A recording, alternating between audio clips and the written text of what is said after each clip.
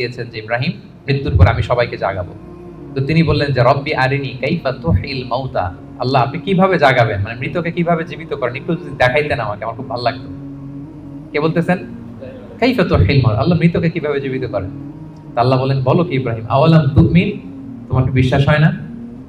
ইব্রাহিম আলাইহিস সালাম বললেন, বালা, অবশ্যই বিশ্বাস হয়, কিন্তু ওয়ালাকিন লিয়াতমাইন্না কলবি, দেখতে পেলে আমার অন্তরটা একটু প্রশান্ত হতো, যদি আমি দেখতাম কিভাবে জীবিত করেন।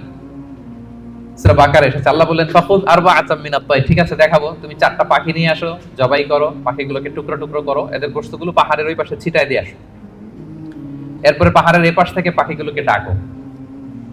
ইব্রাহিম আলাইহিস সালাম পাহাড়ের এই পাশ থেকে ডাক দিলেন, ডাক দেওয়ার সাথে সাথে আল্লাহ তাআলা মৃত ওই পাখির গোশতগুলোকে রিঅ্যাসেম্বল করে একসাথে জীবিত করে আবার ইব্রাহিম আলাইহিস সালামের সামনে এনে হাজির করে দিলেন।